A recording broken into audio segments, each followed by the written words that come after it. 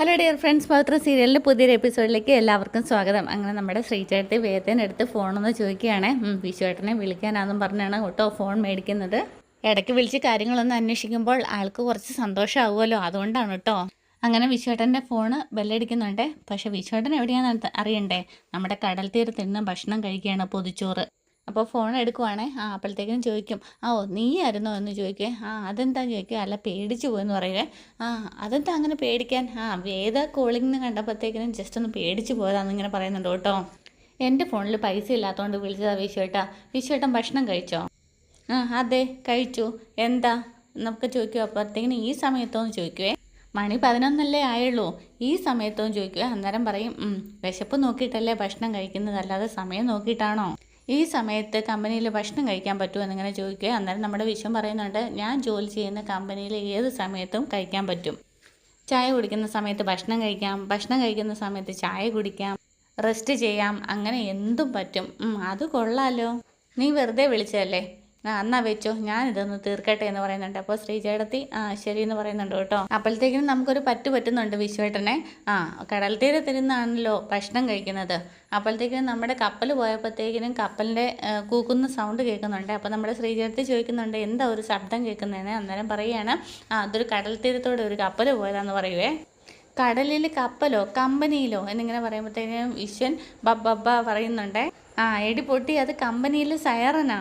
അപ്പോൾ പിന്നെ എന്നെ പറ്റിക്കാൻ എന്തിനാ കപ്പലിലെ സാറെന്ന് ആദ്യം പറഞ്ഞത്? എന്നാൽ പിന്നെ ശരി, നീ ഫോൺ വെച്ചോ എന്ന് പറഞ്ഞുകൊണ്ടൊക്കെ പറയുന്നുണ്ട്.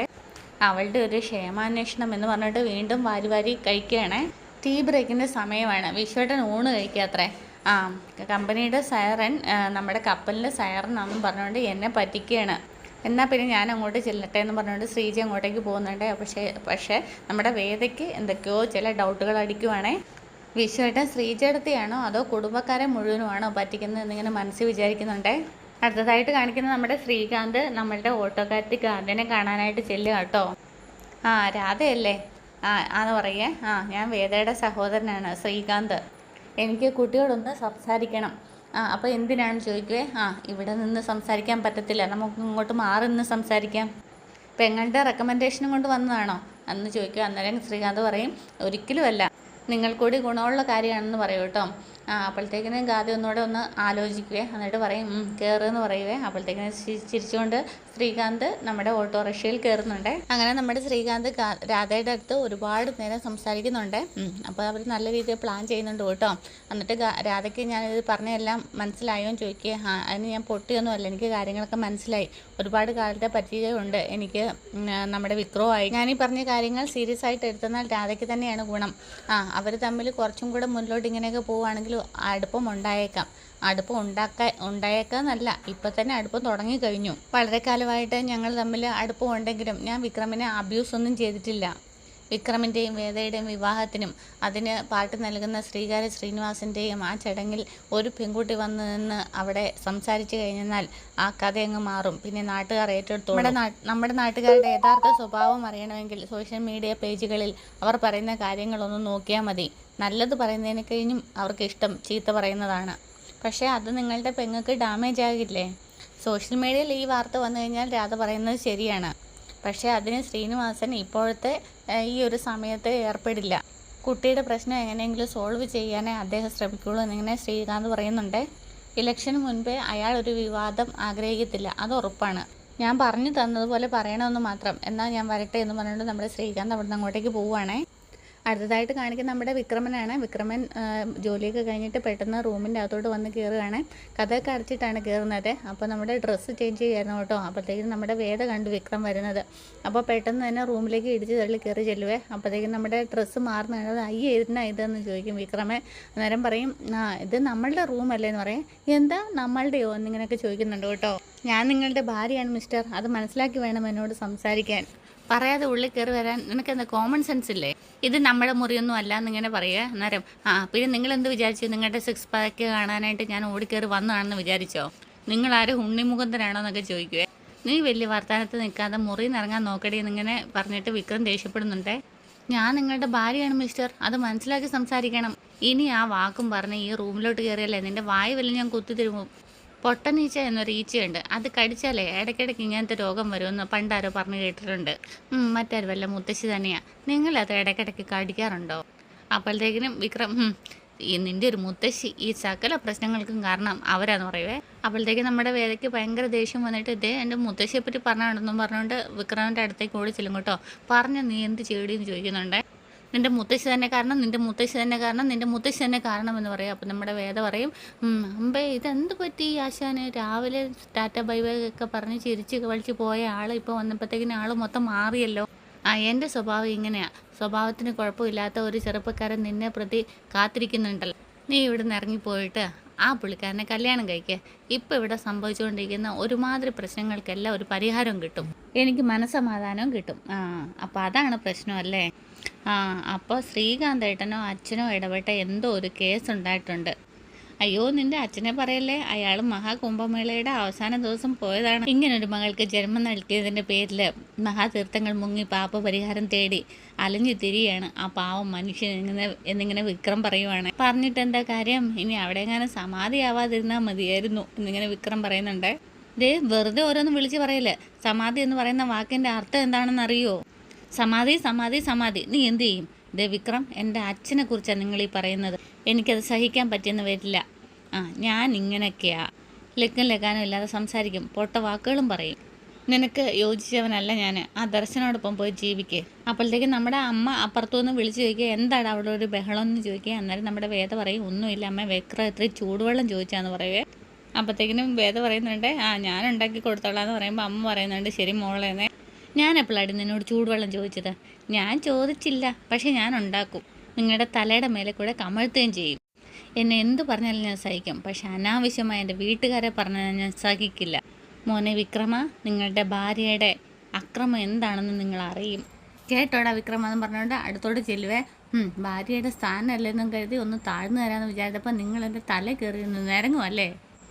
അല്ലടാന്ന് ചോദിക്കുമ്പോഴത്തേക്കിനും കയ്യിലൊരു ഷർട്ട് ഉണ്ടായിരുന്നു കേട്ടോ. അദ്ദേഹം ഇങ്ങനെ മറച്ച് പിടിച്ചിട്ടുണ്ടായിരുന്നു.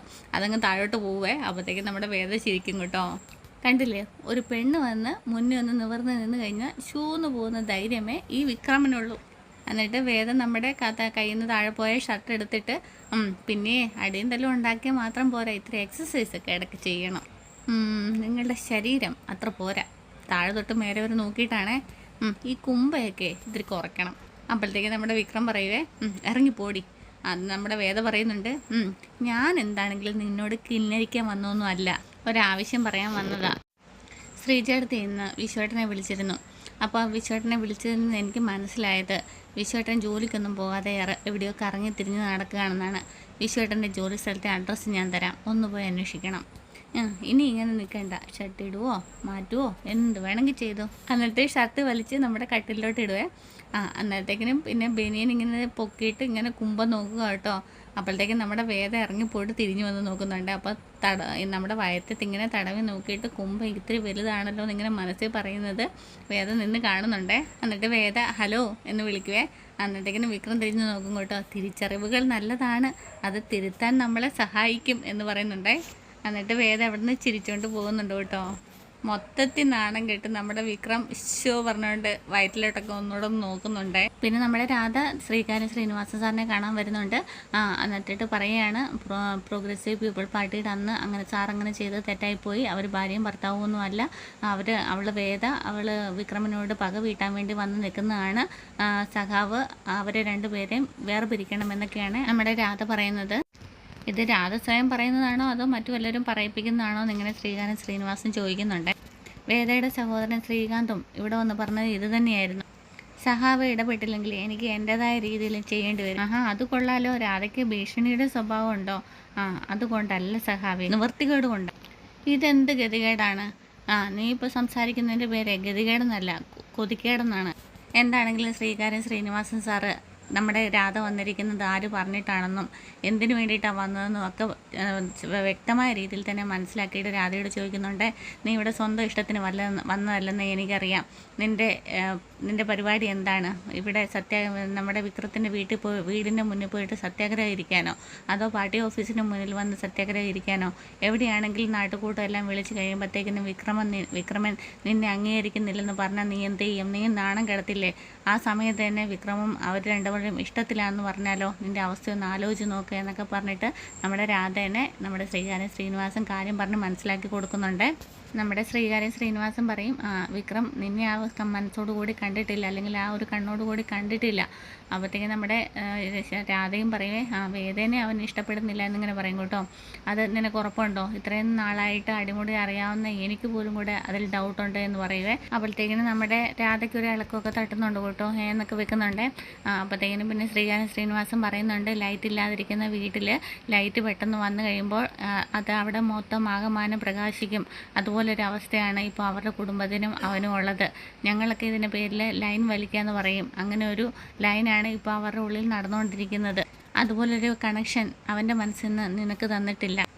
വേദയെ വിവാഹം കഴിക്കാനായിട്ട് ഉദ്ദേശിച്ച ചെറുപ്പക്കാരനല്ലേ ആ വക്കീൽ ദർശൻ, അയാളുടെ കാര്യം നീ ഒന്ന് ആലോചിച്ച് നോക്ക്. നാട്ടുകാരുടെയും വീട്ടുകാരുടെയും മുന്നിൽ വിവാഹം നിശ്ചയിച്ച് കോമാളിയായ വ്യക്തിയല്ലേ ദർശൻ. എന്നിട്ട് വേദയ്ക്കൊരു ആവശ്യം വന്നപ്പം അയാൾ സഹായത്തിനായിട്ട് എത്തിയില്ലേ? അതെന്തുകൊണ്ടാണെന്ന് വെച്ചെന്നാൽ പ്രേമം ഒരു ടോക്സിക് ആകുമ്പോഴാണ് അവർക്ക് കിട്ടാതെ വരുമ്പോൾ ആസിഡ് ഒഴിച്ചും കൊല്ലാനും ഒക്കെ നോക്കുന്നത്. എന്നാൽ നല്ല രീതിയിലാണെങ്കിൽ ജീവിതകാലത്തിൽ നമ്മൾ സ്നേഹിച്ചവരോട് നല്ല രീതിയിൽ പെരുമാറാനും സ്നേഹിക്കാനും നമുക്ക് കഴിയും. ഞാൻ പറയുന്നത് രാധയ്ക്ക് മനസ്സിലാകുന്നുണ്ടോ? എന്നിട്ട് പെട്ടെന്ന് രാധ എണീച്ചിട്ട് പറയുന്നുണ്ട്, ജീവിതകാലം മുഴുവൻ അപ്പോൾ വെളിച്ചം കയറാത്ത ഇരുട്ടറയായിട്ട് കിടക്കട്ടെ എന്നാണ് സഹാവ് പറയുന്നതല്ലേ?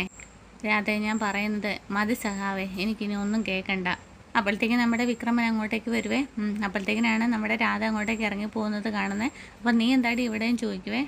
അപ്പോൾ ശ്രീനിവാസൻ സാറിൻ്റെ അടുത്ത് ചെന്നിട്ട് വിക്രം ചോദിക്കുന്നുണ്ട്, എന്തിനാ രാധ വന്നേന്ന് ചോദിക്കേ.